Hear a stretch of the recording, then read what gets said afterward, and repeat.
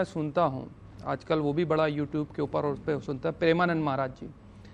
मैं उनकी बात को सुन रहा था और उन्होंने बाकायदा उसको पुरजोर तरीके से कहा कि जो बड़े बड़े महाराज हैं जो अपने उपाय बता रहे हैं, मेरी दोनों किडनियाँ फेल हैं, और कोई आए और ये कहे कि मेरे हाथ पे कोई कलावा बांध दे या कोई जंतुर बांध दे और कहे छू और हो जाओ, मैं पूरे विश्व के अंदर ऐसे लोगों को चैलेंज कर रहा हूँ जो लोग उपाय बताते हैं, और उन्होंने सरासर नकार दिया ऐसे उपायों को। अगर मैं देखूं बाकायदा उनकी चीजें, वो प्रेमानंद महाराज जी ने नकार दिया इस चीज को, और वो महाराज जी खुद कहते हैं कि मेरी दोनों किडनियां फेल हैं और बाकायदा उनकी डायलिसिस चलती, और करोड़ों लोग उनको सुनते हैं। लेकिन कभी राजनीति के ऊपर, कभी धर्म के ऊपर या कभी राजनीति शास्त्र के ऊपर मैंने उनकी वाणी से ऐसी कोई टिप्पणी नहीं सुनी जिसमें जो है समाज के अंदर लोग डिवाइड की बात करें, चीजें करें।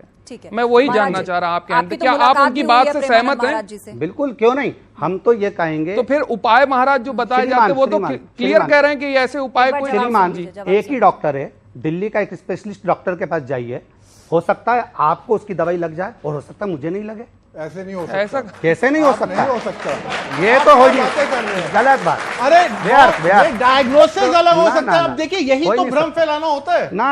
पाखंड के आप देखिए, आप शिव पुराण की बात करिए, बहुत अच्छी है, आपकी बातें बहुत अच्छी है। एक ही डॉक्टर, क्या प्रेमानंद महाराज जी को उपाय नहीं पता है? नहीं, उपाय वाला विषय नहीं है, आप करो तो आप। अरे तो मतलब उनको ज्ञान नहीं है इस बात का जी, इस बात को उनको ज्ञान नहीं है, प्रेमानंद महाराज जी को ज्ञान नहीं है या कोई ऐसी बात? मैं उठाती हूँ, आप सभी लोग, आपका क्वेश्चन मैं समझ गई। आपकी तो मुलाकात भी हुई है प्रेमानंद महाराज जी से? नहीं, मेरी कभी मुलाकात नहीं हुई। आप वृंदावन गए थे? मैं वृंदावन गोवर्धन नाथ जी के दर्शन करने, परिक्रमा करने, यमुना पान करने के लिए जाता हूँ। अच्छा, विश्व में सभी इस बात को लेकर अचंभित हैं कि भाई वो डायलिसिस पे रहते हैं, उनकी जो फिजिकल कंडीशन है उसके बाद भी आज वो चल रहे हैं और कोई मेडिकेशन उनके पास नहीं है, सिर्फ अध्यात्म मार्ग है। तो ऐसे कैसे चमत्कार होते हैं? क्यों नहीं हो सकता? इसमें दिक्कत क्या है? आपकी भक्ति का बल जब जब बढ़ता है तो परमात्मा आपको संभालता है। कहते हैं कि वो विश्वास वाला एक क्रम हम लोग कथाओं में वर्णन करते हैं कि एक संत ने कहा कि जब कोई गिरता है तो उसको शिव संभालता है, भगवान संभालते। एक व्यक्ति ने विचार करा कि जब इतनी बड़ी बात करे तो मैं गिर के ही देख लूं, तो वो कुएं के अंदर गिरने चले गया। फिर उसके मन में आया मैं गिर तो जाऊंगा, और अब भगवान संभालने नहीं आया, तो उसने पांव में रस्सी बांध ली, रस्सी बांधकर घाट पे बांध लिया और कुएं में लटक गया।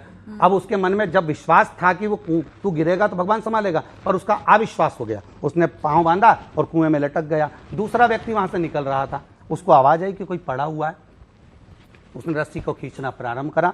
जैसी रस्सी खींची उसने कहा मुझे उठाना नहीं, मेरे संत के मुंह से सुना है कि जब कोई गिरता है तो भगवान उठाता है, तो क्या तेरे संत ने ऐसे ही बोला है? तो कहा ऐसे ही बोला है। उसने सोचा मैं भी गिर के देख लेता हूं। उसके पास रस्सी नहीं थी, उसने बड़ के पेड़ की डालियां अपने पांव में बांधी और लटक गया। जब वो लटका नीचे, तो लटकने के बाद बड़ के पेड़ की डालियां टूटने लगी, वो नीचे गिरने लगा। भगवान ने आकर उसको जब झेला तो उसके मन में आया जो लटका हुआ था कि मैं 3 दिन पहले से लटका हूं, आप मुझे क्यों नहीं झेल रहा है? भगवान बोले तूने एक व्यक्ति पर विश्वास नहीं करा, उसकी वाणी पर, तो तुझे परमात्मा कैसे मिल सकता है? आप विश्वास तो करो। विश्वास करोगे तो मीरा भी द्वारकाधीश के हाथ में समा जाती है, चैतन्य महाप्रभु भी जगन्नाथ में समा जाते हैं, रामकृष्ण परमहंस जगदम्बा में समा जाते हैं, तुकाराम जी हरि विठ्ठल में समा जाते हैं। शरीर ही नहीं मिलता, विश्वास होगा तो ही तो मूर्ति में समाये होंगे। तो विश्वास का बल बड़ा प्रबल होता है। कुछ ऐसा वर्णन है कि किसी की किडनी भी ठीक हो जाए, जैसे इन्होंने बहुत वैलिड पॉइंट उठाया, क्यों नहीं? वो अगर कुछ करे कि किडनी ठीक हो जाए, एक सारी समस्या का हल एक लोटा जल। और दूसरा, चाइना में 80% लोग रिलीजन को बिलीव नहीं करते। चाइना का एक ही है, वहां पे 80% लोग रिलीजन में विश्वास नहीं करते, भगवान में, वो सिर्फ कर्मों में विश्वास करते हैं। हम भी करते हैं। अमेरिका में 65% लोग हैं जो भगवान पे विश्वास नहीं करते। अब सवाल ये है, ये जो देश है जो भगवान पे विश्वास नहीं करते, ये आगे क्यों निकल रहे हैं? और मैं आपको एक और चीज बता दूं, फिर आप प्लीज बताइएगा। यूरोप में जो कंट्रीज हैं जो भगवान पे विश्वास करती हैं वो सबसे पीछे हैं, और जो विश्वास नहीं करती वो आगे हैं। ये इसके पीछे आपके हिसाब से क्या कारण हो? क्या इसको अध्यात्म से जोड़ना सही होगा कि वो विकसित क्यों है और हम विकासशील क्यों हैं? ये आपकी सोच हो सकती है कि जो कंट्री भगवान को मान रही है वो पीछे जा रही है। ये आपकी सोच है कि जो कंट्री भगवान को मान रही है वो पीछे हट रही है, आपकी सोच हो सकती है। पर हमारी सोच में तो ये है कि आज भी एक लोटा जल सारी समस्या का हल है और वो होता ही रहेगा। चलिए एक आखिरी सवाल ऑडियंस से, उसके बाद हम रैपिड फायर राउंड की शुरुआत करेंगे। बोलिए। गुरुदेव, आपके चरणों में कोटि कोटि नमन। मैं पूछना चाहती हूँ कि है ना, जो हम आरओ का जल लेके जाते हैं शिव जी पे, तो आरओ का ले जाना चाहिए या टंकी से जो नल आता है उसका ले जाना चाहिए? कैसा भी जल हो, बस भाव से लेकर जाइए उसको।